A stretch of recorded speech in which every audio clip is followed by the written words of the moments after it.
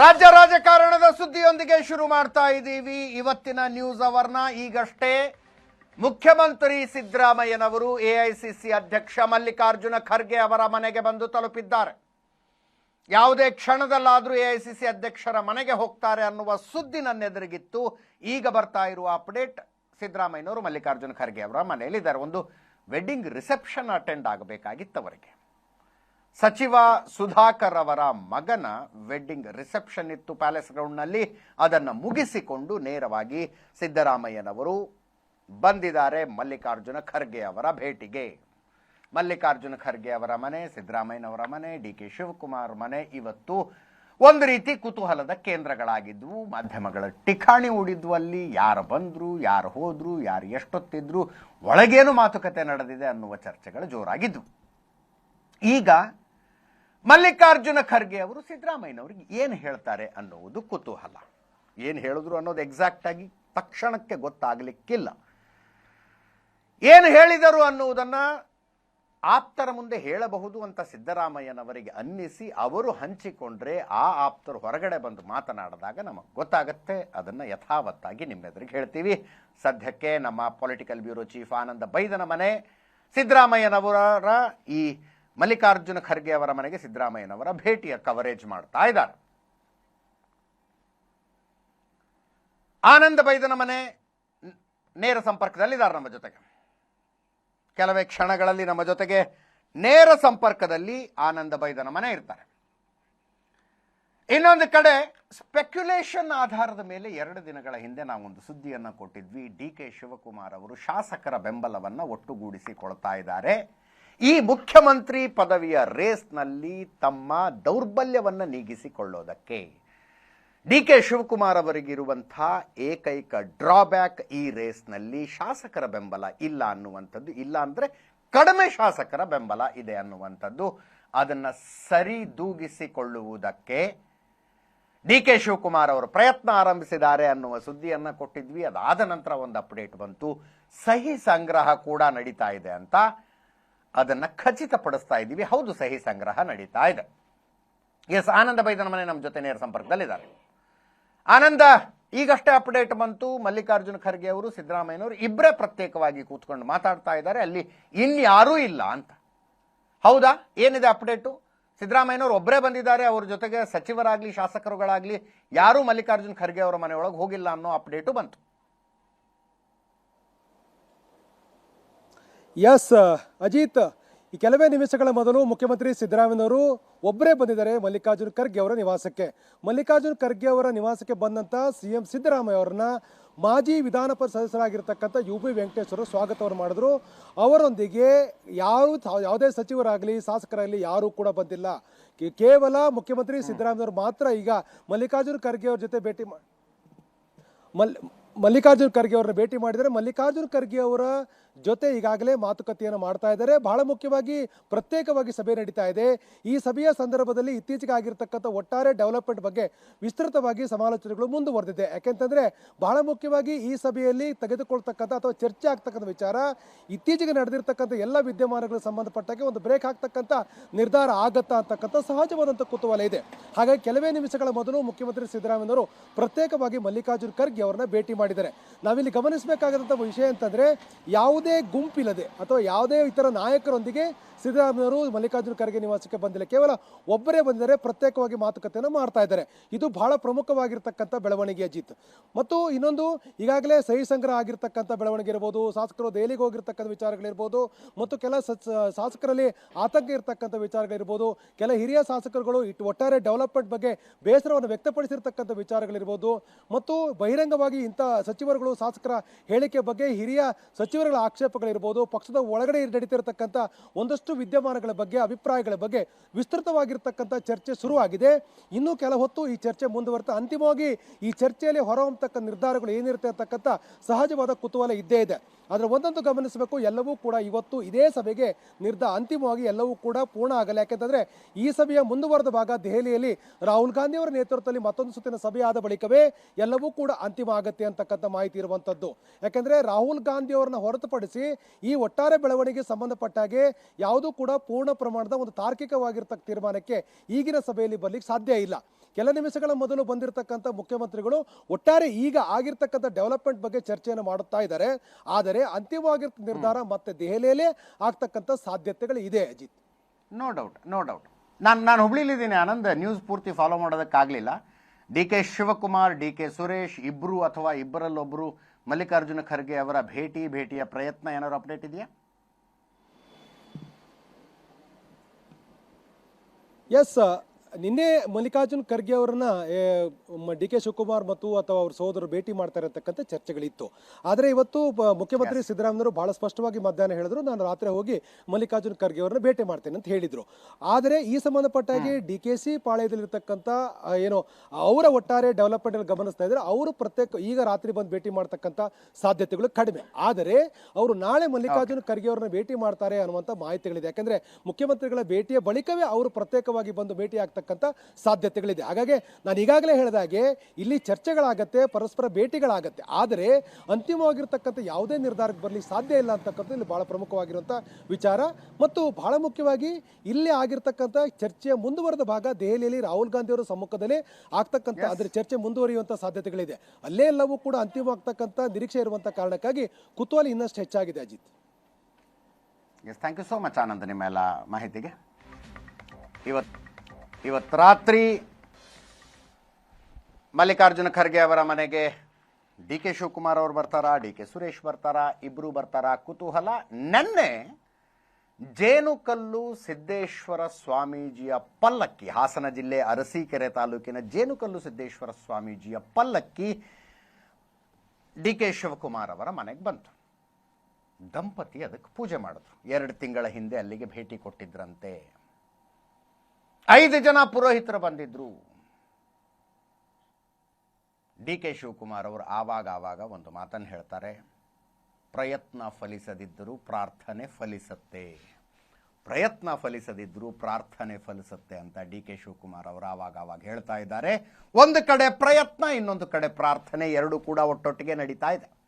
2 ತಿಂಗಳ ಹಿಂದೆ ಹಾಸನ ಜಿಲ್ಲೆ ಅರಸೀಕೆರೆ ತಾಲೂಕಿನ ಜೇನುಕಲ್ಲು ಸಿದ್ದೇಶ್ವರ ಸ್ವಾಮೀಜಿಯ ದೇವಸ್ಥಾನಕ್ಕೆ ಭೇಟಿ ಕೊಟ್ಟಿದ್ರಂತೆ, ಹರಕೆ ಹೊತ್ಕೊಂಡಿದ್ರಂತೆ. ನಿನ್ನೆ ಆ ದೇವಸ್ಥಾನದ ಪಲ್ಲಕ್ಕಿ DK ಶಿವಕುಮಾರ್ ಅವರ ಮನೆಗೆ ರಾತ್ರಿ ಬಂದಿತ್ತು, ಪೂಜೆ ಸಲ್ಲಿಸಿದರು. ನೋಡಿ, ಮಲ್ಲಿಕಾರ್ಜುನ ಖರ್ಗೆ ಅವರ ಮನೆಯಿಂದ ಆನಂದ ಬೈದನ ಮನೆಯವರನ್ನ ನೇರ ಸಂಪರ್ಕದಲ್ಲಿ ಮಾತಾಡಿಸೋದಕ್ಕಿಂತ ಮುಂಚೆ ನಾನು ಹೇಳ್ತಾ ಇದ್ದೆ ನಿಮಗೆ ಸಹಿ ಸಂಗ್ರಹ ಅಂತ. ಅದು ಪ್ರಯತ್ನ ಆಯಿತು, ಇದು ಪ್ರಾರ್ಥನೆ ಆಯಿತು, ಎರಡೂ ಕೂಡ ನಡೀತಾ ಇದೆ. ಜೇನುಕಲ್ಲು ಸಿದ್ದೇಶ್ವರ ಸ್ವಾಮೀಜಿ ದೇವಸ್ಥಾನದ ಅರ್ಚಕರೊಬ್ಬರು ಮಾತಾಡಿದ್ದಾರೆ. ಏನು ಹರಕೆ ಇತ್ತು, ಏನು ಬೇಡಿಕೆ ಇತ್ತು ಗೊತ್ತಿಲ್ಲ, ಕರೆಸ್ಕೊಂಡು ಪೂಜೆ ಮಾಡಿದ್ದಾರೆ ಅಂತ. ಕೇಳಿಸ್ಕೊಳ್ಳಿ. ಅವರು ಇದ್ರು, ಆ ಧರ್ಮ ಪತ್ನಿಯವರಿದ್ರು, ಅಷ್ಟೇ ಪೂಜೆ ಪುನಸ್ಕಾರ. ಅಂದರೆ ಇಲ್ಲಿ ಶಕ್ತಿಗಳು ಬಂದು ಭಕ್ತಾದಿಗಳು ಏನು ಬೇಡ್ಕೊತಾರೆ ಆ ಕಷ್ಟವನ್ನು ನಿವಾರಣೆ ಆಗಿದೆ. ಅಂದರೆ ಏನು ಭಕ್ತಾದಿಗಳು ಏನು ಸಂಕಲ್ಪ ಮಾಡ್ಕೊಂಡಿರ್ತಾರೆ, ತಿಂಗಳು ಲಕ್ಷಾಂತರ ಜನ ಸೇರ್ತಾರೆ ಹುಣ್ಣಿಮೆ ದಿವಸ, ಅವತ್ತಿಂದ ಏನು ಸಂಕಲ್ಪ ಮಾಡ್ಕೊತಾರೆ ಆ ಸಂಕಲ್ಪ ನಿವಾರಣೆ ಆಗಿದೆ. ಅಂದ್ರೆ ಅವ್ರು ಯಾವ ಸಂಕಲ್ಪ ಮಾಡ್ಕೊಂಡ್ರೆ ನಮಗೆ ಗೊತ್ತಿಲ್ಲ. ಹಂಗಾಗಿ ಇವಾಗ ಈಜೆ 3 ತಿಂಗಳು ಬಂದಿದ್ರು, ಸಂಕಲ್ಪ ಮಾಡಿಕೊಂಡು ನಿವಾರಣೆ ಆಗಿದೆ. ಅದ್ರ ಬಗ್ಗೆ ಅವ್ರು ಏನು ಗೊತ್ತಿಲ್ಲ ನಮಗೆ, ಅವ್ರು ಏನು ಸಂಕಲ್ಪ ಮಾಡ್ಕೊಂಡಿದ್ದಾರೆ, ಅವರು ಪೂಜೆ ಪುನಸ್ಕಾರ ಮಾಡ್ಕೊಂಡು ಬಂದರು ಅಷ್ಟೇ. 6 ಭಕ್ತಾದಿಗಳು ಎಲ್ಲರೂ ಬಂದಿದ್ದಾರೆ, ಭಕ್ತ ಸಂಕಲ್ಪ ನಿವಾರಣೆ ಆಗಿದೆ. ಇವರು ಸದಾ ಒಳ್ಳೇದಾಗಲಿ ಅಂತ ನಾವು ಬಿಡ್ತೀವಿ ಅಷ್ಟೇ. ಅಂದರೆ ಅವರಿಬ್ಬರೇ ಇದ್ದಿದ್ದು, ಅವ್ರ ಬಂದರೆ ಯಾರ್ಯಾರು ಇದ್ರು ಗೊತ್ತಿಲ್ಲ ನಮಗೆ. DKC ಧರ್ಮಪತ್ನಿ ಅಷ್ಟೇ. ಪೂಜೆ ಪುನಸ್ಕಾರ ಸಂಕಲ್ಪ ಮಾಡ್ಕೊಂಡು ಬಂದಿದ್ವಿ. ದೇವರ ಕರುಣೆ ಆಶೀರ್ವಾದ ಮಾಡ್ತಾನೆ ಅನಿಸ್ತು. ಹಾಂ, ಸಂಕಲ್ಪ ಮಾಡ್ಕೊಂಡು ನಿವಾರಣೆ ಮಾಡ್ಕೊಂಡು ನಮಸ್ಕಾರ ಮಾಡ್ಕೊಂಡು ಬಂದ್ವಿ ಅಷ್ಟೇ. DK ಶಿವಕುಮಾರ್ ಅವರು ಇದ್ರು, ಆ ಧರ್ಮ ಪತ್ನಿಯವರಿದ್ರು, ಅಷ್ಟೇ ಪೂಜೆ ಪುನಸ್ಕಾರ. ಅಂದರೆ ಇಲ್ಲಿ ಶಕ್ತಿ. ಇದು ಪ್ರಾರ್ಥನೆ ಆಯಿತು, ಪ್ರಯತ್ನ, ಶಾಸಕರುಗಳ ಸಹಿ ಸಂಗ್ರಹ. ಆರಂಭದಲ್ಲಿ ಬೆಂಬಲ ಒಟ್ಟುಗೂಡಿಸುವ ಪ್ರಯತ್ನ ಅನ್ನುವ ಸುದ್ದಿಯನ್ನು ನಾವು ಕೊಟ್ವಿ, ಶಾಸಕರ ಸಹಿಯ ಸಂಗ್ರಹವೂ ನಡೀತಾ ಇದೆ ಅನ್ನುವ ಸುದ್ದಿಯನ್ನು ನಾವು ಕೊಟ್ಟಿದ್ವಿ. ಸ್ಪೆಕ್ಯುಲೇಷನ್ ಆಧಾರದ ಮೇಲಾಗಿತ್ತು. ಈಗ ಖಚಿತಪಡಿಸ್ತಾ ಇದ್ದೀವಿ, ಹೌದು, ಶಾಸಕರ ಸಹಿ ಸಂಗ್ರಹ ಆಗ್ತಾ ಇದೆ. DK ಶಿವಕುಮಾರ್ ಅವರ ಆಪ್ತ ವಲಯ ಶಾಸಕರು ಸಹಿ ಹಾಕಿರುವ ಶಾಸಕರುಗಳ ಸಂಖ್ಯೆಯನ್ನ ಕೂಡ ಹೇಳ್ತಾ ಇದ್ದಾರೆ. ಆ ನಂಬರ್ನ ನಾನು ನಿಮ್ಮ ಮುಂದೆ ಹೇಳ್ತಾ ಇಲ್ಲ. ಅಗೇನ್ ಸ್ಪೆಕ್ಯುಲೇಷನ್ ಮತ್ತು ಸ್ಪೆಕ್ಯುಲೇಷನ್ ಆಗುತ್ತೆ. ಸಹಿ ಸಂಗ್ರಹ ಆಗ್ತಾ ಇದೆ, ಅದರಲ್ಲಿ ಎಷ್ಟರ ಮಟ್ಟಿಗೆ ಯಶಸ್ಸು ಸಾಧನೆಯಾಗಿದೆ ಅನ್ನುವುದರ ಬಗ್ಗೆ ಬರ್ತಾ ಇರುವ ನಂಬರ್ಗಳು ಎಕ್ಸಾಜುರೇಟೆಡ್ ಆಗಿರಬಹುದು ಅನ್ನುವ ಕಾರಣಕ್ಕೆ ಆ ಸಂಖ್ಯೆಗಳನ್ನು ನಾನು ನಿಮಗೆ ಹೇಳ್ತಾ ಇಲ್ಲ. ಉತ್ತರ ಕರ್ನಾಟಕದ ಶಾಸಕರ ಸಹಿ ಸಂಗ್ರಹಿಸಿಕೊಡುವ ಜವಾಬ್ದಾರಿಯನ್ನ ಆ ಭಾಗದ ಒಬ್ಬ ನಾಯಕರು ವಹಿಸಿಕೊಂಡಿದ್ದಾರೆ ಅನ್ನುವ ಮಾಹಿತಿ ಕೂಡ ಇದೆ. ಆ ಭಾಗದ ಒಬ್ಬ ನಾಯಕರು ವಹಿಸಿಕೊಂಡಿದ್ದಾರೆ ಅನ್ನುವ ಮಾಹಿತಿ ಕೂಡ ಇದೆ. ಅದರ ಭಾಗವಾಗಿಯೇ ನಿನ್ನೆ ಉಪಮುಖ್ಯಮಂತ್ರಿಗಳು ಜೈಲಿಗೆ ಭೇಟಿ ಕೊಟ್ಟದ್ದು. ಜೈಲಿನಲ್ಲಿರುವ ಇಬ್ಬರು ಶಾಸಕರ ಸಹಿ ಸಂಗ್ರಹಕ್ಕಾಗಿ.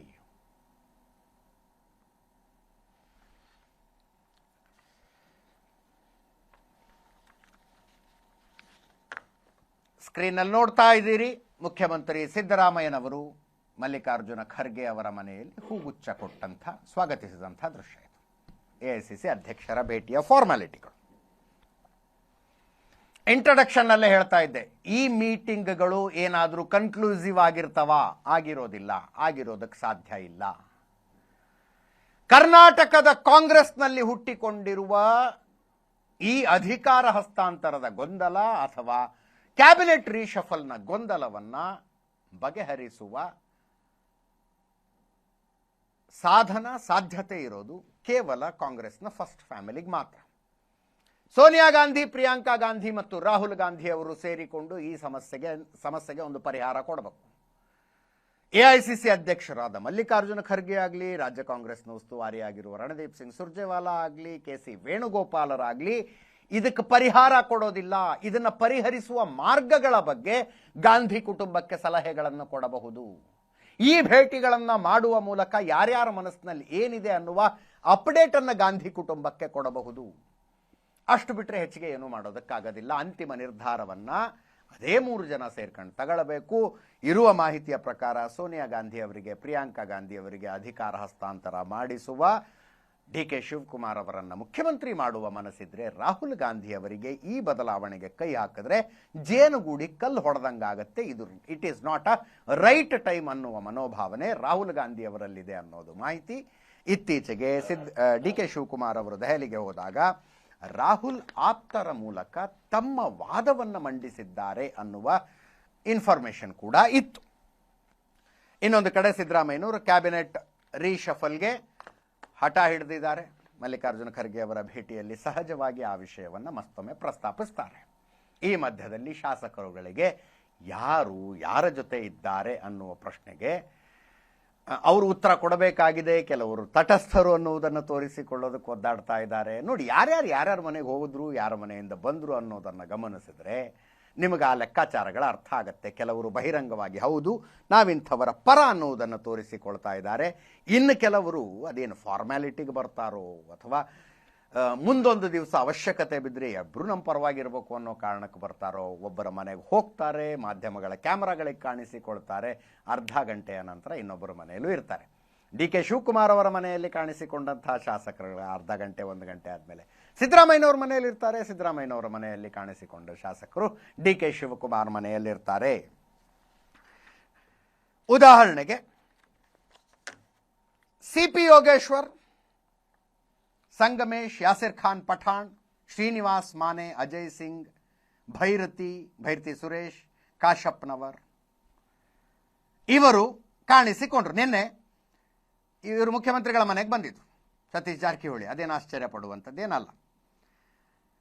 ನಿನ್ನೆ ಯಾಸಿರ್ ಖಾನ್ ಪಠಾಣ್, ಶ್ರೀನಿವಾಸ್ ಮಾನೆ, ಸಿಪಿ ಯೋಗೇಶ್ವರ್ ಡಿಕೆ ಶಿವಕುಮಾರನ್ನು ಭೇಟಿಯಾಗಿದ್ರು. ಅದರ ಫೋಟೋ ಕೂಡ ಬಂತು. ಯಾಸಿರ್ ಖಾನ್ ಪಠಾಣ್ ಶಿಗಾಮಿ ಶಾಸಕರು, ಶ್ರೀನಿವಾಸ್ ಮಾನೆ ಮತ್ತು ಸಿಪಿ ಯೋಗೇಶ್ವರ್. ಹಾನಗಲ್ ಶಾಸಕ ಶ್ರೀನಿವಾಸ್ ಮಾನೆ, ಚನ್ನಪಟ್ಟಣದ ಶಾಸಕ ಸಿಪಿ ಯೋಗೇಶ್ವರ್. ಡಿಕೆ ಶಿವಕುಮಾರ್ ಅವರ ಮನೆಯಲ್ಲಿ ಕುಳಿತು ಚರ್ಚಿಸ್ತಾ ಇರುವ ಫೋಟೋ ಬಂತು. ಡಿಕೆ ಸುರೇಶ್ ಕೂಡ ಫ್ರೇಮ್ನಲ್ಲಿತ್ತು. ಇವತ್ತು ಸಿದ್ದರಾಮಯ್ಯನವರ ಮನೆಗೆ ಇಲ್ಲಿ ಭೇಟಿ ಕೊಟ್ಟಂಥ ಅನೇಕ ಶಾಸಕರು ಮಾತಾಡಿದ್ರು. ಅಜಯ್ ಸಿಂಗ್ ಮಾತಾಡಿದ್ರು, ವಿಜಯಾನಂದ ಕಾಶಪ್ಪನವರು ಮಾತಾಡಿದ್ರು, BK ಸಂಗಮೇಶ್ ಮಾತಾಡಿದ್ರು. ಎಲ್ಲರೂ ಹೇಳ್ತಾ ಇರೋದು ನಮ್ಮನ್ನು ಮಂತ್ರಿ ಮಾಡಿ ಅಂತ ಹೇಳೋದಕ್ಕೆ ಬಂದಿದ್ದೀವಿ ಅಂತ. ಇದಕ್ಕಿಂತಲೂ ಕುತೂಹಲಕಾರಿಯಾದ ವಿಷಯವನ್ನು ಮಾತನಾಡಿದ ಶಾಸಕರುಗಳಿದ್ದಾರೆ. ಏನು ಮಾತಾಡಿದ್ರು ಅಂತ ಆಮೇಲೆ ಹೇಳ್ತೀನಿ. ಫಸ್ಟ್ ಈ 3 ಜನರದ್ದು ಕೇಳಿಸ್ಕೊಳ್ಳಿ. ಯಾವ ಒಂದು ಸಹಿ ಸಂಗ್ರಹಣೆ ಆಗ್ತಾ ಇಲ್ಲ. ಯಾರು ನಮಗೆ ಮಾನ್ಯ ಮುಖ್ಯಮಂತ್ರಿಯವರು ಸೈನ್ ಮಾಡೋಕ್ಕೆ ಹೇಳಿಲ್ಲ, ಉಪಮುಖ್ಯಮಂತ್ರಿಯವರು ಸೈನ್ ಮಾಡೋಕ್ಕೆ ಹೇಳಿಲ್ಲ. ಇವಾಗ ಸಹಜವಾಗಿ ಒಂದು ಪಕ್ಷ ಅಧಿಕಾರದಲ್ಲಿದ್ದಾಗ ಮುಖ್ಯಮಂತ್ರಿ ಆಗೋದು ಇರೋದು ಯಾವಾಗಲೂ ಇದ್ದೇ ಇರ್ತದೆ. ಆದರೆ ಕೊನೆಯದಾಗಿ ಮಾನ್ಯ ಮುಖ್ಯಮಂತ್ರಿಯವರು ಹೇಳಿದ್ದಾರೆ, ಮಾನ್ಯ ಉಪಮುಖ್ಯಮಂತ್ರಿಯವರು ಹೇಳಿದ್ದಾರೆ, ಹೈಕಮಾಂಡ್ ಇಸ್ ಸುಪ್ರೀಂ. ಹೈಕಮಾಂಡ್ ಏನು ತೀರ್ಮಾನ ತಗೊಳ್ತದೆ ಅದಕ್ಕೆ ನಾವು ಬದ್ಧರಾಗಿದ್ದೀವಿ ಅಂತ ಹೇಳಿದ್ದಾರೆ. ಇವಾಗ ಡಿಸೆಂಬರ್ ಅಲ್ಲಿ ಅಧಿವೇಶನ ಆದ ನಂತರ ನಮ್ಮ ಕ್ಷೇತ್ರಕ್ಕೆ ಬರಬೇಕು ಅಂತ ಆಹ್ವಾನ ಮಾಡೋಕ್ಕೆ ಅವ್ರ ಹತ್ರ ನಾನು ಹೋಗಿದ್ದೆ. ಇಲ್ಲ, ನಾನಂತೂ ಆಕಾಂಕ್ಷಿ ಇದ್ದೀನಿ, ತಮ್ಗೆಲ್ಲರೂ ಕೂಡ ಗೊತ್ತೇ ಇದೆ. 2018 23 ನಾನು ಆಕಾಂಕ್ಷಿ ಇದ್ದೀನಿ. ಮಂತ್ರಿ ಆಗಬೇಕು, ಅದನ್ನ ವಿನಂತಿ ಮಾಡ್ಕೊಂಡಿದೀವಿ. ಕೆಲಸಗಳಿಗೆ ಭೇಟಿ ಆಗಿ ಬಂದಿದ್ದೀವಿ ಸಾಹೇಬ್ರಿಗೆ, ಮುಖ್ಯಮಂತ್ರಿಗಳಲ್ವಾ, ಕೇಳಿದೀವಿ, ಆಕಾಂಕ್ಷಿ ಇದೀವಿ ಅನ್ನೋದು ಗೊತ್ತಿದೆ. ಅದಕ್ಕೆ ನಮ್ಮ ಹೈಕಮಾಂಡ್ ವರಿಷ್ಠರು ಅನ್ನೋರು ಇದ್ದಾರೆ, ನಮ್ಮ AICC ಅಧ್ಯಕ್ಷರು ಬಂದಿದ್ದಾರೆ, ಅವರಿದ್ದಾರೆ ಅದಕ್ಕೆ ನಿರ್ಣಯ ಮಾಡೋದಕ್ಕೆ, ಏನ್ ಮಾಡಬೇಕು ಅನ್ನೋದಕ್ಕೆ ಅವ್ರು ನಿರ್ಣಯ ಮಾಡ್ತಾರೆ. ನಮ್ಮ ಕೆಲಸಗಳಿರ್ತಾವೆ, ಮುಖ್ಯಮಂತ್ರಿಗಳಿಗೆ ಭೇಟಿ ಆಗೋದು, ಉಪಮುಖ್ಯಮಂತ್ರಿಗಳಿಗೆ ಭೇಟಿ ಆಗೋದು ಸಹಜ ಅಲ್ವಾ. ಸಚಿವ ಸ್ಥಾನಕ್ಕೆ ಬೇಡಿಕೆ ಇದೆ, ನಾನು ಪ್ರಬಲ ಆಕಾಂಕ್ಷಿ. ನನಗೆ ಗೊತ್ತಿಲ್ಲ. ದೊಡ್ಡರಿ ಬಿಟ್ಟಿದ್ದು ಶಿವಮೊಗ್ಗ ಜಿಲ್ಲೆಯಲ್ಲಿ ಸೀನಿಯರ್ ನಾನೇನೆ 4 ಬಾರಿ ಗೆದ್ದಿರೋದು. ಅದ್ರ ಪ್ರಕಾರ ಕೊಡಬೇಕು. ಸಿದ್ದರಾಮಯ್ಯರು DK ಶಿವಕುಮಾರ್ ಏನು ತೀರ್ಮಾನ ತಗೊಂತಾರೋ ಅದಕ್ಕೆ ಬದ್ಧರಾಗಿರ್ತೀನಿ. ಒಟ್ಟು ಪಕ್ಷದ ನಿಷ್ಠೆ, ಪ್ರಾಮಾಣಿಕ ಮಂತ್ರಿಗಿರಿ ಕೊಟ್ಟರು ಕಾಂಗ್ರೆಸ್, ಕೊಟ್ಟಿದ್ದು ಕಾಂಗ್ರೆಸ್. ಇವತ್ತು ಈಶ್ವರ್ ಖಂಡ್ರೆ ಅವರು ಮತ್ತು ಅಜಯ್ ಸಿಂಗ್ ಇಬ್ರು ಮಲ್ಲಿಕಾರ್ಜುನ ಖರ್ಗೆ ಅವರನ್ನು ಭೇಟಿಯಾಗಿದ್ರು.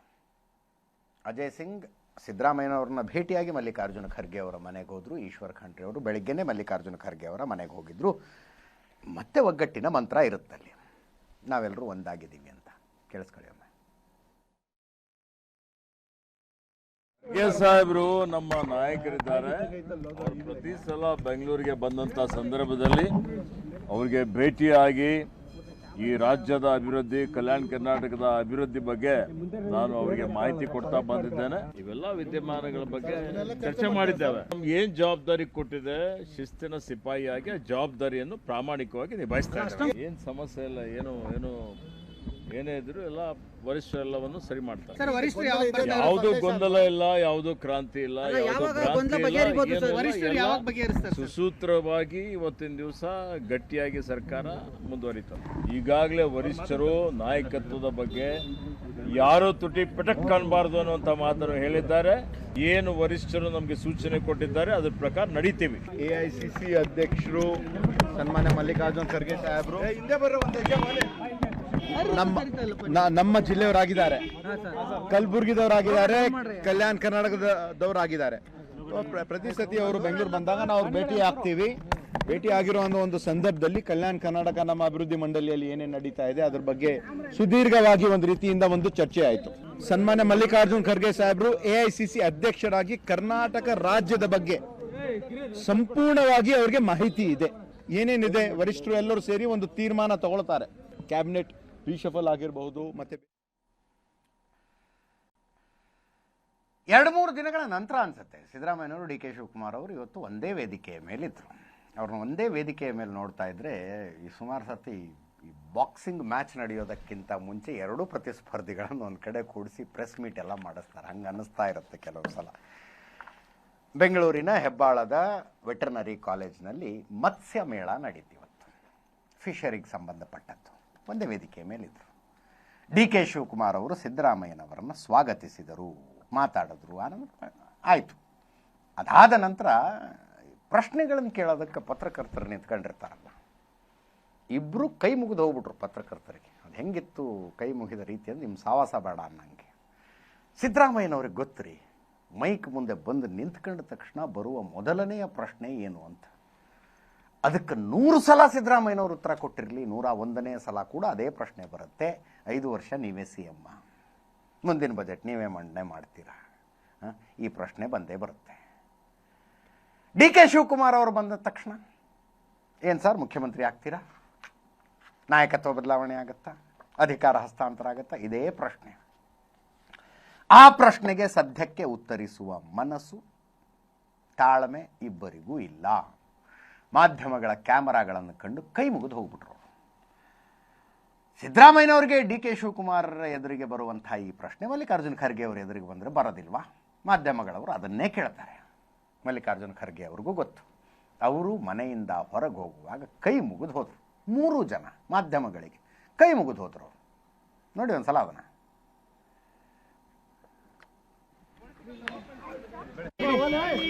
ಭೇಟಿ ಇದೆಯಲ್ಲ ಸರ್, ಅದ್ರ ಬಗ್ಗೆ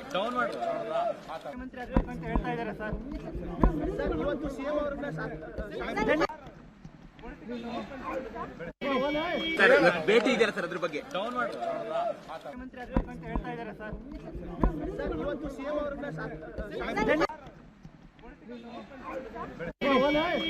ಭೇಟಿ ಇದೆಯಲ್ಲ ಸರ್, ಅದ್ರ ಬಗ್ಗೆ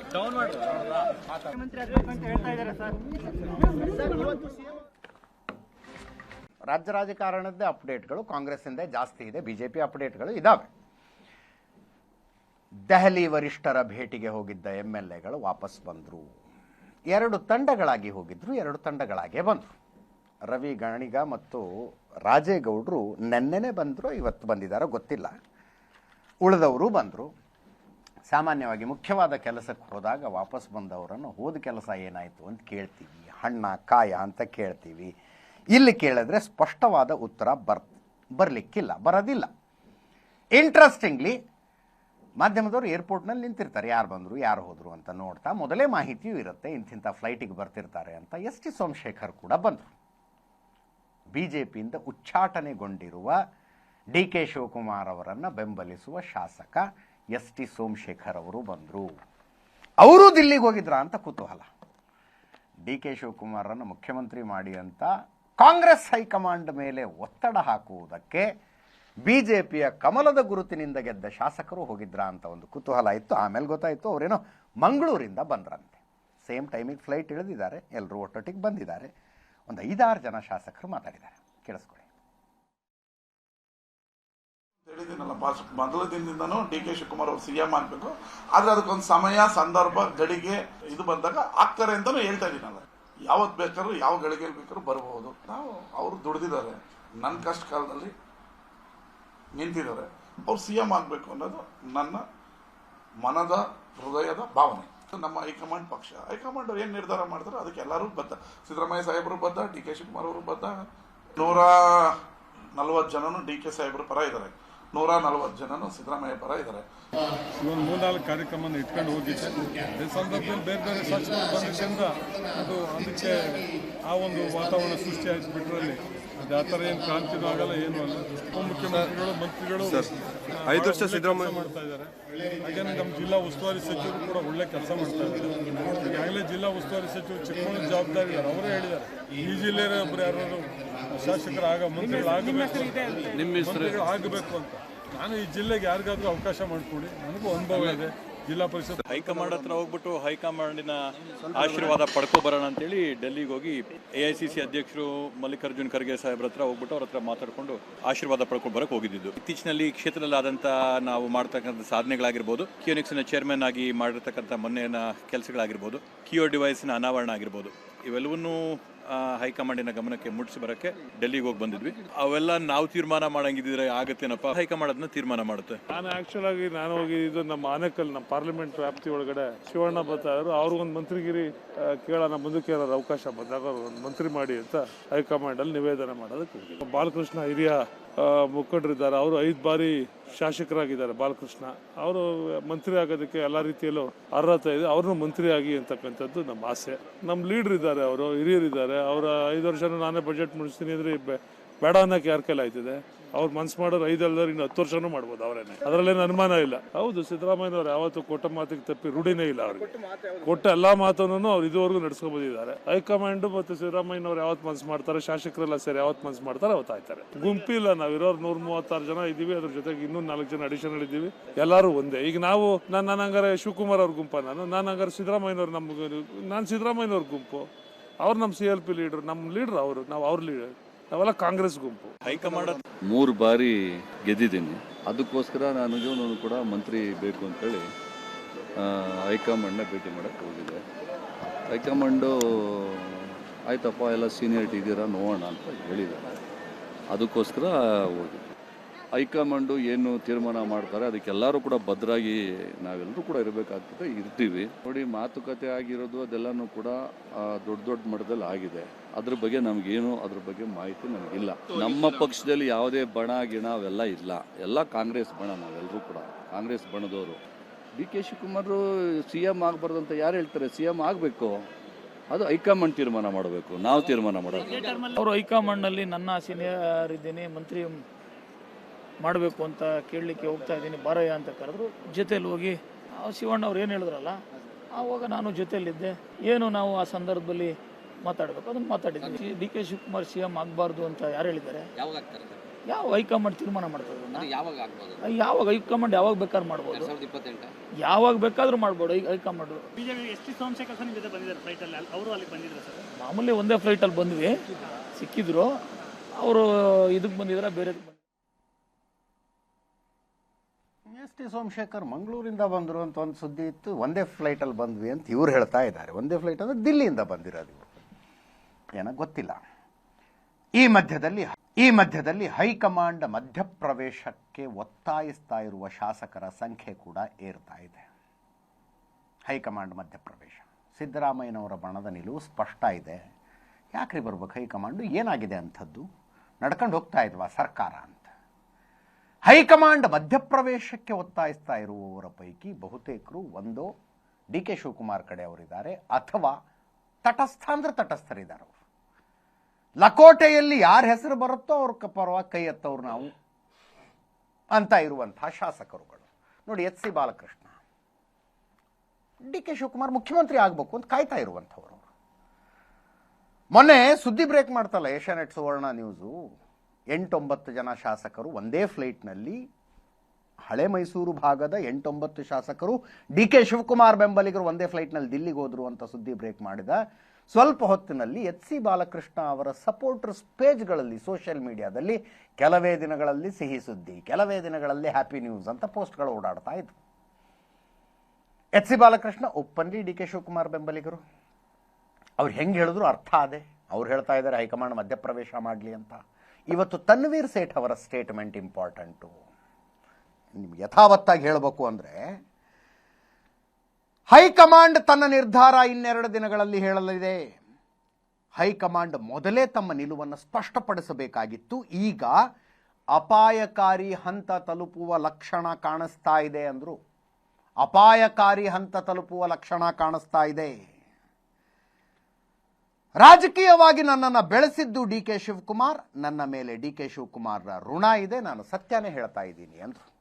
ಅದಾದ ನಂತರ ಬೇಳೂರು ಗೋಪಾಲಕೃಷ್ಣ, ಹೈಕಮಾಂಡ್ ಹೆಂಗೆ ಹೇಳುತ್ತೋ ಅದಕ್ಕೆ ನಾವು ತಯಾರು, ಏನು ಸಂದೇಶ ಬಂದರೂ ಫಾಲೋ ಮಾಡ್ತೀವಿ, ಆದಷ್ಟು ಬೇಗ ಹೈಕಮಾಂಡ್ ಒಂದು ಒಳ್ಳೆಯ ನಿರ್ಧಾರ ತಗೋಬೇಕು ಅಂತ. ಕೇಳಿಸ್ಕೊಳ್ಳಿ. ಕಾಂಗ್ರೆಸ್ನಲ್ಲಿ ಹೈಕಮಾಂಡ್ ಅಂತಿಮ ತೀರ್ಮಾನ ಮಾಡ್ತದೆ, ನಂಬರ್ಸ್ ಮೇಲೆ ತೀರ್ಮಾನ ಆಗಲ್ಲ. ಇದು ಅಂತಿಮವಾಗಿ ಹೈಕಮಾಂಡ್ ಯಾರನ್ನ ಆಗಬೇಕು ಅಂತೇಳಿ ತೀರ್ಮಾನ ಮಾಡ್ತದೆ, ಆ ತೀರ್ಮಾನ ಆಗ್ತದೆ. ಡಿ ಕೆ ಶಿವಕುಮಾರ್ ಅವರು ಯಾವತ್ತೂ ಕೂಡ ಯಾರಿಗೂ ನೀವು ಹಿಂಗೆ ಮಾಡಿ ಹಂಗೆ ಮಾಡಿ ನಮ್ಮ ಬೆಂಬಲಕ್ಕೆ ನಿಲ್ಲಿ ಅಂತ ಹೇಳಿ ಅವರು ಯಾರಿಗೂ ಹೇಳಿಲ್ಲ, ಸೂಚನೆಯನ್ನು ಕೊಟ್ಟಿಲ್ಲ. ಹೈಕಮಾಂಡ್ ತೀರ್ಮಾನ ಮಾಡ್ತದೆ. ನಾನು ಹೈಕಮಾಂಡಲ್ಲಿ ಮನವಿ ಮಾಡ್ತಕ್ಕಂಥದ್ದು ಪಕ್ಷಕ್ಕೆ ಮುಜುಗರ ಆಗದೆ ಇರತಕ್ಕಂಥ ರೀತಿಯಲ್ಲಿ ಒಂದು ಇತ್ಯರ್ಥ ಆಗಲಿ, ಇದೊಂದು ಅಂತಿಮ ತೀರ್ಮಾನವನ್ನು ಹೈಕಮಾಂಡ್ ಮಾಡಬೇಕು. ಇಲ್ಲದಿದ್ದರೆ ನನ್ನ ವೈಯಕ್ತಿಕ ಅನಿಸಿಕೆ ಪಕ್ಷಕ್ಕೆ ತುಂಬ ಹಾನಿ ಆಗ್ತದೆ. ಅಬ್ಸರ್ವ್ ಮಾಡ್ತಾರಿಂದ ಕೂಡಲೇ ಇದಕ್ಕೆ ಒಂದು ಅಂತಿಮ ತೆರೆ ಎಳಿಬೇಕು ಹೈಕಮಾಂಡ್. ಇದು ಅಂತಿಮವಾಗಿ ಶಕ್ತಿ ಇರ್ತಕ್ಕಂಥದ್ದು ಹೈಕಮಾಂಡ್ಗೆ ಏನು ಮಾಡಬೇಕು ಅಂತೇಳಿ. ಈಗ ಅದಕ್ಕೆ ಸ್ಪಷ್ಟತೆಯಿಂದ ಉತ್ತರ ಇನ್ನೊಂದು 2 ದಿನಗಳಲ್ಲಿ ಬರುವಂಥ ನಿರೀಕ್ಷೆನೂ ಇದೆ. ಸ್ಪಷ್ಟತೆ ಬರುತ್ತೆ. ಖಂಡಿತವಾಗಿಯೂ ಭಾಳ ಸ್ಪಷ್ಟವಾದಂತಹ ಸಂದೇಶ ಬರುತ್ತೆ. ನಿಧಾನಗತಿಯಲ್ಲಿ ಅಥವಾ ನಾವು ತಗೋಬೇಕಾಗೋ ತೀರ್ಮಾನನ ಮುಂದೂಡಿಸಿದಂತಹ ಸಂದರ್ಭದಲ್ಲಿ ಕೆಲವೊಂದು ಅಪಾಯಕಾರಿಯಾದಂತಹ ಬೆಳವಣಿಗೆಗಳು ಆಗುತ್ತೆ. ನನ್ನ ಋಣ ಡಿ ಕೆ ಶಿವಕುಮಾರ್ಗೆ ಇದೆ. ನನಗೆ ರಾಜಕೀಯವಾದಂತಹ ರೂಪ ಕೊಟ್ಟಂಥವ್ರು. ಅದನ್ನು ಎಲ್ಲ ಕಡೆಗೆ ನಾನು ಹೇಳಿದ್ದೇನೆ.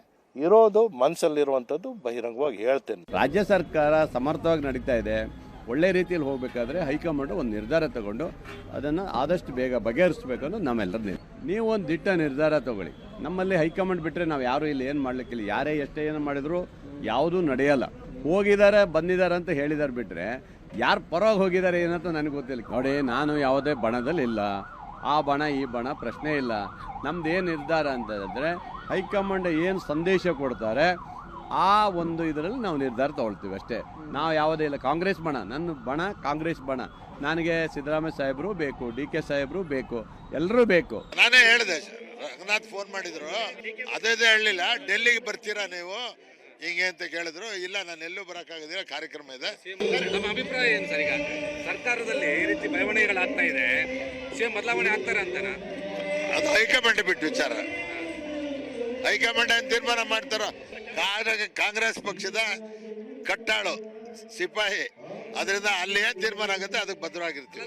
ಸಿಎಂ ಎಲ್ಲ ಯಾವ್ದಾರ ಕೆಲ್ಸಕ್ಕೆ ಮಾಡ್ತಾನೆ ಇರ್ತಾರೆ, ನಾನು ಮಾತಾಡ್ತಾನೆ. ಮುಖ್ಯಮಂತ್ರಿಗಳು ನಮ್ದು ಲ್ಯಾಂಡ್ ಬ್ಯಾಂಕ್ದು ಚುನಾವಣೆ ಇದೆ, ಅದು ವಿಚಾರವಾಗಿ ನನ್ನ ಹತ್ರ ಚರ್ಚೆ ಮಾಡಿದ್ದೆ. ರಾಜ್ಯ ಸರ್ಕಾರ ಸಮರ್ಥ.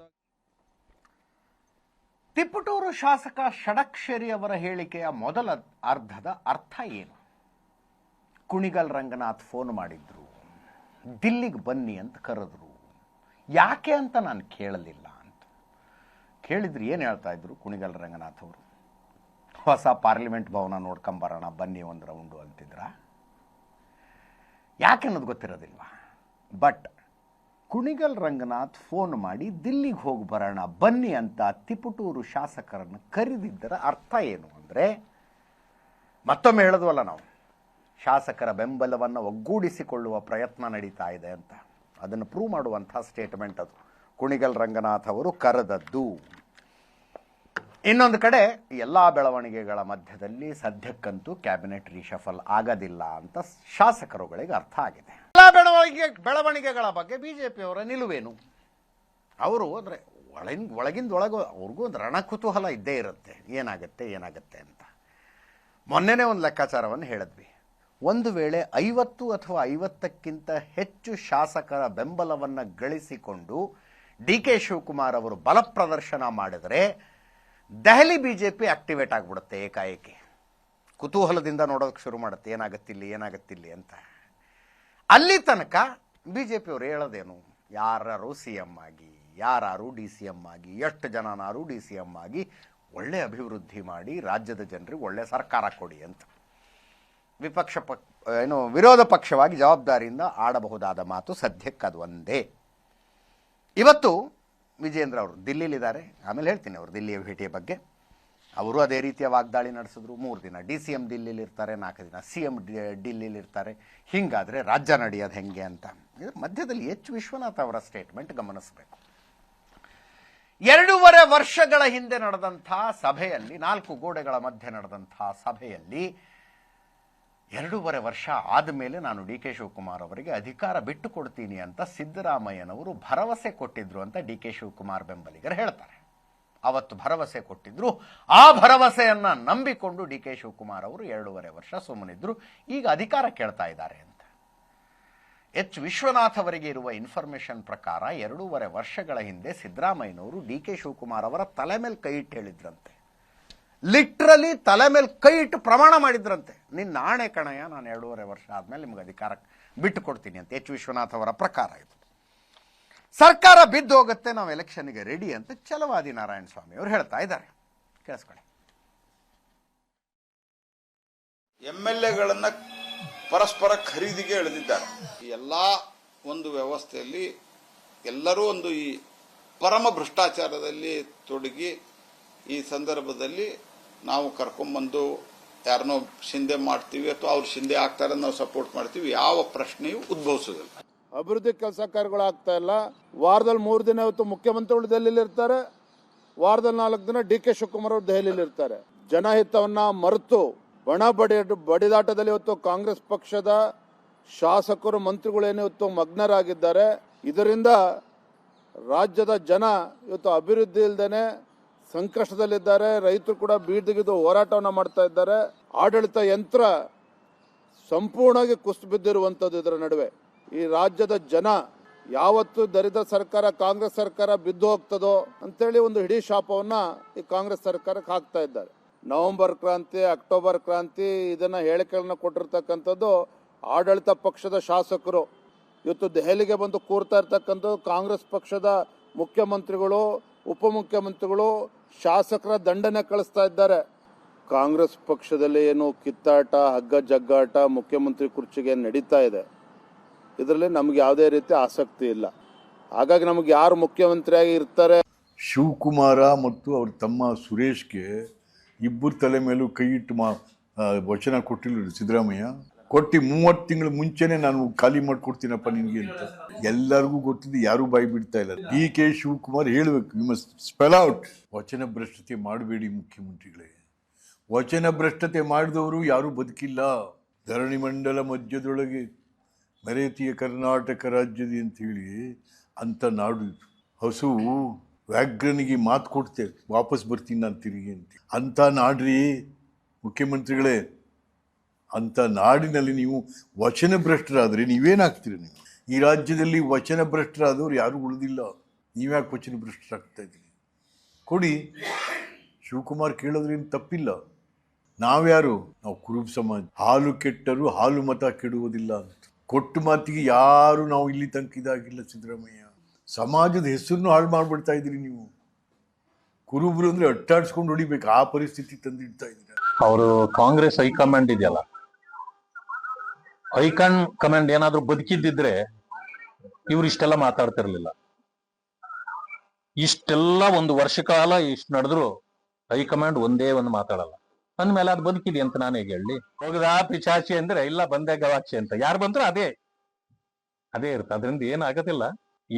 ಈ ಪಕ್ಷವೂ ಇರೋ ಪರಿಸ್ಥಿತಿ ಇಲ್ಲ ಅಂದ್ರೆ ಈ ಸರ್ಕಾರ ಯಾವ ಮಟ್ಟಕ್ಕೆ ಆರೋಗ್ಯಕರವಾಗಿರುತ್ತಾ ಅದೂನು ಹತ್ರಕ್ಕೆ ಬಂದಿದೆ. ಈಗ ಅವರ ಹೋರಾಟ ನೋಡ್ತಿದ್ರೆ ಎಲ್ಲಿ ಸರ್ಕಾರ ಹೋಗುತ್ತೋ ಸದ್ಯದಲ್ಲೇ ನಾವೆಲ್ಲನೂ ಚುನಾವಣೆಗೆ ಸಿದ್ಧರಾಗಬೇಕನ್ನೋ ಅನ್ನೋ ರೀತಿ ಆಗ್ತಾ ಇದೆ. ಈ ಮಧ್ಯದಲ್ಲಿ ಜನಸಾಮಾನ್ಯರಲ್ಲೂ ಇರುವಂತಹ ಒಂದು ಪ್ರಶ್ನೆ ಅದು, ಸರ್ಕಾರ ಬಿದ್ದು ಹೋಗುತ್ತಾ? ಬಿಜೆಪಿಯವರು ಏನಾದ್ರು ಮಾಡ್ತಾರ? ಒಂದು ಮಾತು ಸ್ಪಷ್ಟವಾಗಿ ಅರ್ಥ ಮಾಡ್ಕೋಬೇಕು, numbers are not in their favour. Otherwise ದೆಹಲಿಯಲ್ಲಿ ಕುಳಿತಿರುವ ಮೋದಿ, ಅಮಿತ್ ಶಾ ಸಣ್ಣ ಅವಕಾಶವನ್ನು ಕಳೆದುಕೊಳ್ಳುವಂಥವರಲ್ಲ. ಎಲೆಕ್ಷನ್ನಲ್ಲಿ ಸೋತ ನಂತರವೂ ವಿಪಕ್ಷವೊಂದು ಅಧಿಕಾರ ನಡೆಸ್ತಾ ಇರುವಾಗ ಅರ್ಧ ದಾರಿಯಲ್ಲಿ ಅಧಿಕಾರಕ್ಕೆ ಏರುವ ಒಂದು ಸಣ್ಣ ಅವಕಾಶ ಇದೆ ಅಂದರೂ ಕೂಡ ರಾಷ್ಟ್ರೀಯ ಬಿಜೆಪಿ ನಾಯಕರುಗಳ ಮಿಸ್ ಮಾಡಿಕೊಳ್ಳುವ ಸ್ವಭಾವದವರೇ ಅಲ್ಲ. ಕರ್ನಾಟಕದಲ್ಲಿ ನಂಬರ್ಗಳ ಅಷ್ಟು ಅವರಿಗೆ ಫೇವರೇಬಲ್ ಇಲ್ಲ. ನಾನು ಆಗಲೇ ಹೇಳಿದೆ, ಅಕಸ್ಮಾತ್ 50 ಅಥವಾ 50ಕ್ಕಿಂತ ಹೆಚ್ಚು ಶಾಸಕರ ಬೆಂಬಲವನ್ನ, ಅಂದರೆ ಪಕ್ಕಾ ಬೆಂಬಲವನ್ನ ಗಳಿಸಿಕೊಳ್ಳುವಲ್ಲಿ DK ಶಿವಕುಮಾರ್ ಅವರು ಯಶಸ್ವಿಯಾದರೆ ಬಿಜೆಪಿ ಹೈಕಮಾಂಡ್ ಒಂದ್ಸಲ ತಿರುಗಿ ನೋಡುತ್ತೆ, ಏನಾದ್ರು ಮಾಡಬಹುದಾ ಇದರಲ್ಲಿ ನಾವು ಅಂತ. ಅದರ ಮಧ್ಯದಲ್ಲಿ ಸ್ಪೆಕ್ಯುಲೇಷನ್ಗಳ ಪರಾಕಾಷ್ಠೆ. DK ಶಿವಕುಮಾರ್ ಅವರು ಅಮಿತ್ ಶಾ ಅವರ ಟಚ್ಚಲ್ಲಿದ್ದಾರ? ಒಳಗಿಂದೊಳಗೆ ಏನಾದ್ರು ಮಾತುಕತೆ ಆಗ್ತಿದೆಯಾ? ಬಸನಗೌಡ ಪಾಟೀಲ್ ಯತ್ನಾಳ್ ಹೇಳ್ತಾರಲ್ಲ, DK ಶಿವಕುಮಾರ್ ಅವರನ್ನು CM ಮಾಡದೆ ಹೋದರೆ 50-60 ಶಾಸಕರನ್ನ ಕರ್ಕೊಂಡು DK ಶಿವಕುಮಾರ್ ಬಿಜೆಪಿಗೆ ಬಂದ್ಬಿಡ್ತಾರೆ, DK ಶಿವಕುಮಾರ್ CM ಆಗ್ತಾರೆ, ವಿಜಯೇಂದ್ರ DCM ಆಗ್ತಾರೆ. ಇಂಥದ್ದೊಂದು ಸರ್ಕಾರ. ಇವೆಲ್ಲ ಆಗ ಮಾತಲ್ಲ, ಹೋಗ ಮಾತಲ್ಲ. ಆಸ್ ಆಫ್ ನೌ ಇದೆಲ್ಲ ಆಗ ಮಾತಲ್ಲ, ಹೋಗ ಮಾತಲ್ಲ. ಆದರೂ ಕೆಲವರು ಮಾತಾಡ್ತಾರೆ ನೋಡಿ. ಇವತ್ತದು ಯಾವ ಹಂತಕ್ಕೆ ಹೋಗ್ಬಿಡ್ತು ಅಂದರೆ, ಈ ಪತ್ರಕರ್ತರ ಉಪದ್ಯಾಪಿತನವನ್ನು ಪ್ರಸ್ತಾಪಿಸ್ತಾ ಇದ್ದೀನಿ ನಾನು. ನಮ್ಮ ಫೀಲ್ಡ್ನ ಉಪದ್ಯಾಪಿತನವನ್ನೇ ಪ್ರಸ್ತಾಪಿಸ್ತಾ ಇದ್ದೀನಿ.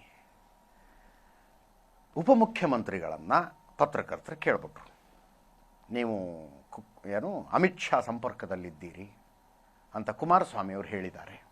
ನೀವು ಇಷ್ಟು ಶಾಸಕರನ್ನು ಕರ್ಕೊಂಬರ್ತೀನಿ ಅಂತ ಅಮಿತ್ ಶಾ ಅವ್ರ ಜೊತೆಗೆ ಮಾತಾಡ್ತಿದ್ದೀರಿ ಅಂತ ಕುಮಾರಸ್ವಾಮಿ ಅವರು ಹೇಳಿಬಿಟ್ಟಿದ್ದಾರೆ, ಏನಂತೀರಿ ಅಂತ. DK ಶಿವಕುಮಾರ್ ಅಂದರೆ ಪಕ್ಷನಿಷ್ಠೆ ಅಂದರೆ DK ಶಿವಕುಮಾರ್ ರೀ. ಆಸ್ ಆಫ್ ನೌ, ಈ ಕ್ಷಣ ತನಕದ್ದು. ಮುಂದೇನಾಗುತ್ತೋ ದೇವ್ರಿಗತ್ತಿದ ಮಾತು. ಅಂಥ DK ಶಿವಕುಮಾರ್ ಅವರಿಗೆ ಇಂಥ ಪ್ರಶ್ನೆ ಕೇಳಿಬಿಟ್ರೆ ಅಡಿಯಿಂದ ಮುಡಿಯ ತನಕ ಸಿಟ್ಟು ಬಂದುಬಿಡ್ತು ಅವ್ರಿಗೆ. ಸಹಜ, ಕೂಗಾಡ್ಬಿಟ್ರು ಅವರು. ಕುಮಾರಸ್ವಾಮಿಯವರ ಮೇಲೆ ಹೆಂಗೆ ಕುಮಾರಸ್ವಾಮಿ ಇಂಥ ಮಾತಾಡೋದಕ್ಕೆ ಸಾಧ್ಯ ಅಂತ ಕೂಗಾಡ್ಬಿಟ್ರು, ಏಕವಚನದಲ್ಲಿ ಬೈದುಬಿಟ್ರು. ಸತ್ಯ ಹೇಳ ನಿಮಗೆ, ಕುಮಾರಸ್ವಾಮಿ ಅಂಥ ಹೇಳಿಕೆಯನ್ನು ಕೊಟ್ಟೇ ಇಲ್ಲ. ಹಂಗೆ ಹೇಳೇ ಇಲ್ಲರಿ ಕುಮಾರಸ್ವಾಮಿ. ಈ ಪತ್ರಕರ್ತರ ಉಪದ್ಯಾಪಿತನ ಇದು. ಜವಾಬ್ದಾರಿಯುತ ಜರ್ನಲಿಸಮನ್ನು ಮಾಡಬೇಕು. ನಮ್ಮ ಚಾನಲ್ನ ಪತ್ರಕರ್ತರು ಅದನ್ನು ಕೇಳಿದರೆ ಅವ್ರಿಗೂ ಕೂಡ ಇದನ್ನೇ ಉಗಿಯೋದು ನಾನು. ಐ ಜಸ್ಟ್ ಚೆಕ್, ಈಗಷ್ಟೇ ಬಂತು ನನಗೆ ಹಿಂಗೊಂದು ಆಗಿದೆ ಇವತ್ತು ಅಂತ. ಐ ಜಸ್ಟ್ ಚೆಕ್ ಯಾರು ಅದನ್ನ ಪ್ರಶ್ನೆ ಕೇಳಿದ್ದು ಅಂತ. ಇಂಥವೆಲ್ಲ ಮಾಡಬಾರ್ದು. ಈ ಸಾಧ್ಯತೆಯನ್ನು ಏನು ಡಿ ಕೆ ಶಿವಕುಮಾರ್ ಇವ್ರ ಜೊತೆ ಅಮಿತ್ ಶಾ ಜೊತೆ ಟಚ್ನಲ್ಲಿರುವ ಸಾಧ್ಯತೆಯನ್ನು ಇವತ್ತು ವಿಜಯೇಂದ್ರರು ಸ್ಪಷ್ಟವಾಗಿ ತಳ್ಳಿ ಹಾಕಿದರು. ವಿಜಯೇಂದ್ರ ಅವರು ದಿಲ್ಲಿಲಿದ್ದಾರೆ. ಬಿ ಎಲ್ ಸಂತೋಷ ಸೇರಿದಂತೆ ಅನೇಕ ಹಿರಿಯ ನಾಯಕರನ್ನು ಭೇಟಿಯಾಗಿ ಸುಮ್ಮನೆ ಕ್ಯಾಶುವಲ್ ಭೇಟಿಯಾದರು. ಅದಾದ ನಂತರ ಮಾತಾಡಿದ್ರು. ಬಿಜೆಪಿ ರಾಜ್ಯಾಧ್ಯಕ್ಷರ ಬದಲಾವಣೆಯ ಸಾಧ್ಯಾಸಾಧ್ಯತೆಯನ್ನು ತಳ್ಳಿ ಹಾಕಿದ್ರು. After long time Basanagouda Patil ಯತ್ನಾಳರಿಗೆ ಎಚ್ಚರಿಕೆ ಕೊಡುವಂತೆ ಮಾತಾಡಿದ್ರು. ನನ್ನ ಬಗ್ಗೆ ಏನಾದ್ರು ಮಾತಾಡಿ, ನೀವು ಯಡಿಯೂರಪ್ಪನವ್ರ ಬಗ್ಗೆ ಮಾತಾಡೋದಕ್ಕೆ ಏನು ಅಧಿಕಾರ ಇದೆ ನಿಮಗೆ ಅಂತ ಕೇಳಿದ್ರು. ಯಾರೋ ಒಂದು 500 ಜನ ಸೇರ್ಕೊಂಡು ಒಂದು ಗಣಪತಿ ವಿಗ್ರಹ ಕೂಡಿಸಿದ್ದಾರೆ ಅಂದರೆ ಯತ್ನಾಳರಲ್ಲಿ ಹೋಗ್ಬಿಡ್ತಾರೆ ಅಂದರು. ಕೇಳಿಸ್ಕೊಳ್ಳಿ. ಸರ್, ಇನ್ನೊಂದು ಸುದ್ದಿ ಓಡಾಡ್ತಾ ಇದೆ. ಡಿ ಕೆ ಶಿವಕುಮಾರ್ ಅವರು ಅಮಿತ್ ಶಾ ಅವರಿಗೆ ಬೇಕಾದ ಒಂದು ಸಂಪರ್ಕದಲ್ಲಿದ್ದಾರೆ ಅನ್ನೋ ಥರದ ಒಂದು ಸುದ್ದಿ ಓಡಾಡ್ತಾ ಇದೆ. ಇವೆಲ್ಲವೂ ಊಹಾಪೋಹಗಳು. ಇದರಲ್ಲಿ ಯಾವುದೂ ಕೂಡ ಸತ್ಯಾಂಶನೂ ಇಲ್ಲ ಮತ್ತು ಅರ್ಥಹೀನ ಇವೆ. ಯಾವುದರಲ್ಲೂ ಕೂಡ ಸತ್ಯ ಇಲ್ಲ. ಸರ್, ಇನ್ನೊಂದು ಸುದ್ದಿ ಓಡಾಡ್ತಾ ಇದೆ. ಡಿ ಕೆ ಶಿವಕುಮಾರ್ ಅವರು ಅಮಿತ್ ಶಾ ಅವರಿಗೆ ಬೇಕಾದ ಒಂದು ಸಂಪರ್ಕದಲ್ಲಿದ್ದಾರೆ ಅನ್ನೋ ಥರದ ಒಂದು ಸುದ್ದಿ ಓಡಾಡ್ತಾ ಇದೆ. ಇವೆಲ್ಲವೂ ಊಹಾಪೋಹಗಳು. ಇದರಲ್ಲಿ ಯಾವುದೂ ಕೂಡ ಸತ್ಯಾಂಶನೂ ಇಲ್ಲ ಮತ್ತು ಅರ್ಥಹೀನ ಇವೆ. ಯಾವುದರಲ್ಲೂ ಕೂಡ ಸತ್ಯ ಇಲ್ಲ. ಸರ್, ಇನ್ನೊಂದು ಸುದ್ದಿ ಓಡಾಡ್ತಾ ಇದೆ. ಡಿ ಕೆ ಶಿವಕುಮಾರ್ ಅವರು ಅಮಿತ್ ಶಾ ಅವರಿಗೆ ಬೇಕಾದ ಒಂದು ಸಂಪರ್ಕದಲ್ಲಿದ್ದಾರೆ ಅನ್ನೋ ಥರದ ಒಂದು ಸುದ್ದಿ ಓಡಾಡ್ತಾ ಇದೆ. ಇವೆಲ್ಲ ಈ ಮಧ್ಯೆ ವಿಜಯೇಂದ್ರರನ್ನ ರಾಜ್ಯಾಧ್ಯಕ್ಷ ಸ್ಥಾನದಿಂದ ಕೆಳಗಿಳಿಸಬೇಕು ಅಂತ ಅವ್ರದ್ದು ವಿರೋಧಿ ಟೀಮ್ ಇದೆಯಲ್ಲ, ಆ ಟೀಮ್ನವರು ಡಿಸೆಂಬರ್ 1, 2 ಡೆಲ್ಲಿಗೆ ಹೋಗ್ತಾರಂತೆ.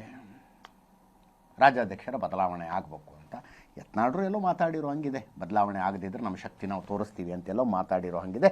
ನೋಡೋಣ. JDS ಸ್ಥಾಪನೆಯಾಗಿ 25 ವರ್ಷ ಆಯಿತು. ಒಂದು ರಾಷ್ಟ್ರೀಯ ಸಮಾವೇಶ ನಡೀತು. ಸಮಾವೇಶದಲ್ಲಿ ದೇವೇಗೌಡರು ಆಡಿದ ಮಾತುಗಳು ಅಂಡರ್ಲೈನ್ ಮಾಡಿ ಕೇಳಿಸಿಕೊಳ್ಳುವಂಥದ್ದು. ಬಿಹಾರ ಎಲೆಕ್ಷನ್ ಆಯಿತು. NDA ಯಾರೂ ನಿರೀಕ್ಷೆ ಮಾಡದ ಮಟ್ಟದಲ್ಲಿ ಆ ಚುನಾವಣೆಗಳನ್ನು ಗೆಲ್ತು.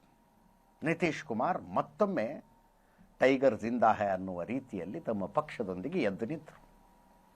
ದೇವೇಗೌಡರು ಇವತ್ತು ರಾಷ್ಟ್ರೀಯ ಸಮಾವೇಶದಲ್ಲಿ ಮಾತಾಡ್ತಾ ಹೇಳ್ತಾರೆ, ಉತ್ತರದಲ್ಲಿ ನಿತೀಶ್ ಕುಮಾರು, ದಕ್ಷಿಣದಲ್ಲಿ ಕುಮಾರಸ್ವಾಮಿ, NDA ಮೈತ್ರಿ ಅಧಿಕಾರಕ್ಕೆ ಬರುತ್ತೆ ಅಂತ. ಉತ್ತರದಲ್ಲಿ ನಿತೀಶ್ ಕುಮಾರ್, ದಕ್ಷಿಣದಲ್ಲಿ ಕುಮಾರಸ್ವಾಮಿ, ಅಧಿಕಾರಕ್ಕೆ ಬರೋದು NDAನೇ ಅಂತ ದೇವೇಗೌಡರು ಹೇಳಿದರು. ಅದರ ಜೊತೆಗೆ ಸಿದ್ದರಾಮಯ್ಯನವರು JDSನಲ್ಲಿದ್ದಾಗಿನ ಕಾಲದ ಬೆಳವಣಿಗೆಗಳನ್ನು ನೆನಪಿಸ್ಕೊಂಡ್ರು. ಸೋನಿಯಾ ಗಾಂಧಿ ಅವರನ್ನ ಕೇಳಿ ನಮ್ಮ ಪಕ್ಷದಿಂದ ಸಿದ್ದರಾಮಯ್ಯ CM ಆಗಬೇಕು ಅಂತ ನಾನು ಅವ್ರ ಹತ್ರ ಹೋಗಿದ್ದೆ. ಅವರು ಒಪ್ಪಲಿಲ್ಲ ಸೋನಿಯಾ ಗಾಂಧಿ ಅವರು ಅಂತ.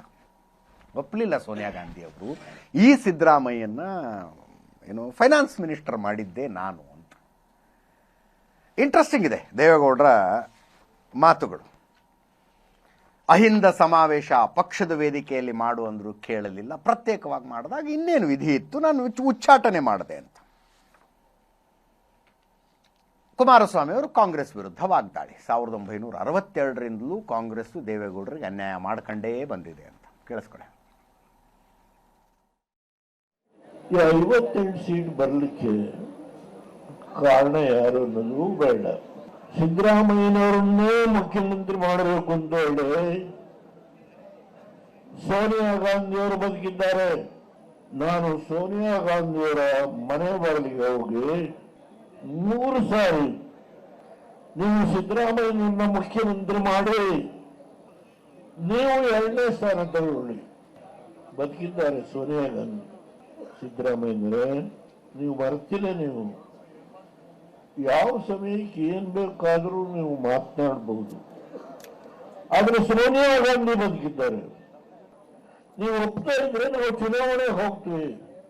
ನೀವು ಒಪ್ಪಿದ್ರೆ ಒಪ್ಪಿ, ಒಪ್ತಾ ಇದ್ರೆ ಬಿಡಿ, ನಾವು ಚುನಾವಣೆಗೆ ಹೋಗ್ತೀವಿ ಅಂತ ಹೇಳಿ ಸೋನಿಯಾ ಗಾಂಧಿಯವರು ಸಂದೇಶ ಕಳಿಸಿದರು.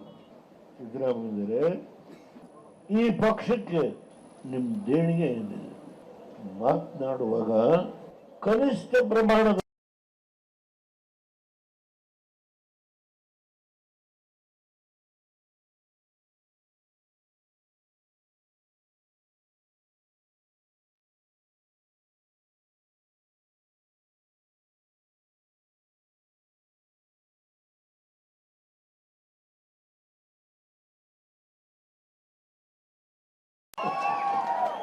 ನೀವು ಸುಪ್ರೀಂ ಕೋರ್ಟ್ ಅಡ್ವೊಕೇಟ್ ಏನೂ ಅಲ್ಲ, ಹೈಕೋರ್ಟ್ ಅಡ್ವೊಕೇಟೂ ಅಲ್ಲ. ಮೈಸೂರಲ್ಲಿ ಎರಡು ಕೇಸ್ ನಡೆಸಿದ್ರು ಬಿಟ್ರು ಅದೂ ಗೊತ್ತಿಲ್ಲ ನನಗೆ. ನಾನು ಇವರನ್ನ ಹಣಕಾಸಿನ ಮಂತ್ರಿ ಮಾಡಿ ಸಿದ್ದರಾಮಯ್ಯರೇ, ನಾನು ಅಹಿಂದ ಯಾವ ಅಹಿಂದನೇ? ಹುಬ್ಬಳ್ಳಿಯಲ್ಲಿ ಅಹಿಂದ ಸಭೆ ನಾನು ಗಿಣಿಗೆ ಹೇಳ್ದೆ ಮಾಡಬೇಡಿ, ದಯಮಾಡಿ ಈ ಕೆಲಸ ಮಾಡೋದು ಬೇಡ ಅಂತೇಳಿ ನಾನು ಆತನ ಕಳಕಳಿಯಿಂದ ವಿನಂತಿ ಮಾಡಿ ತೀರ್ಮಾನ ಮಾಡಿದ್ರೆ ಹೊರಗಾಗ್ಬೇಕು. I took a decision to remove him from the party. ನಾವು ಯಾವುದೇ ಕಾರಣದಿಂದ NDA ಸಂಪರ್ಕನ ಕಳಕಳದಿಲ್ಲ. ಅಲ್ಲಿ ನಿತೀಶ್ ಕುಮಾರ್, ಇಲ್ಲಿ ಕುಮಾರಸ್ವಾಮಿ. ಸನ್ಮಾನ್ಯ ದೇವೇಗೌಡರು ಎಂದೂ ಸಹ ಅಧಿಕಾರವನ್ನು ಹುಡುಕೊಂಡು ಇನ್ನೊಬ್ಬರು ಮನೆ ಬಾಗಿಲಿಗೆ ಹೋದಂಥವ್ರಲ್ಲ ಅನ್ನೋದನ್ನ ಈ ಕರ್ನಾಟಕ ನಾಡಿನ ಜನತೆ ತಿಳ್ಕೋಬೇಕು ಅನ್ನೋದನ್ನ ಈ ವೇದಿಕೆ ಮುಖಾಂತರ ಹೇಳ್ತಾ ಇದ್ದೇನೆ. ಎಂದೂ ಸಹ ಹೋದವರಲ್ಲ. ಅವರು 1962 ಪ್ರಥಮ ಬಾರಿಗೆ ಪಕ್ಷೇತರ ಶಾಸಕರಾಗಿ ಆಯ್ಕೆಯಾಗಿ ರಾಜ್ಯದ ಸಮಸ್ಯೆಗಳ ಬಗ್ಗೆ ಧ್ವನಿ ಎತ್ತಿ ಕೆಲಸ ಮಾಡಿದ್ರು ಹೊರತು ನನಗೆಲ್ಲೋ ಒಂದು ಕಡೆ ಈಗ ನಡೀತಿರ್ತಕ್ಕಂಥ ವಾತಾವರಣ ಏನಿದೆ ಎಲ್ಲಿಗೆ ಹೋಗುತ್ತೋ ಗೊತ್ತಿಲ್ಲ. ನಮಗೆ ರಾಜಕಾರಣದಲ್ಲಿ ಕೆಲವು ಬೆಳವಣಿಗೆಗಳು ಅಂತಂಥ ಸಂದರ್ಭದಲ್ಲಿ ನಡೀತವೆ. ನಮ್ಗೆ ಯಾರಿಗೂ ನಿರೀಕ್ಷೆ ಮೀರಿ ನಮ್ಮ ಕೈ ಚೆಲ್ಲಿ ಹೊಟ್ಟೋಗಿರ್ತದೆ. ನಾವು ಯಾರು ರಾಜಕೀಯದ ತೀರ್ಮಾನಗಳು ಹೀಗೆ ಆಗಬಹುದು ಅನ್ನೋದನ್ನ ಯಾವ ಪಕ್ಷದ ರಾಜಕಾರಣಿಗಳು ತೀರ್ಮಾನ ಮಾಡ್ಲಿಕ್ಕೆ ಆಗೋದಿಲ್ಲ, ಊಹೆ ಮಾಡ್ಲಿಕ್ಕೆ ಸಾಧ್ಯ ಇಲ್ಲ. ಇದರೊಂದಿಗೆ ಇವತ್ತಿನ ನ್ಯೂಸ್ ಅವರ್ ಮುಗಿಸ್ತಾ ಇದ್ದೀನಿ. ಈ ನ್ಯೂಸ್ ಅವರ್ನ ಹುಬ್ಬಳ್ಳಿಯ ನ್ಯೂಸ್ 9 ಕನ್ನಡ ಸ್ಟುಡಿಯೋದಿಂದ ನಾನು ನಿಮ್ಮ ಎದುರಿಗೆ ಇಟ್ಟಿದ್ದೀನಿ. ನೇರ ದಿಟ್ಟ ನಿರಂತರ ಸುದ್ದಿಗಾಗಿ ನೋಡ್ತಾ ಇರಿ ಏಷ್ಯಾನೆಟ್ ಸುವರ್ಣ ನ್ಯೂಸ್.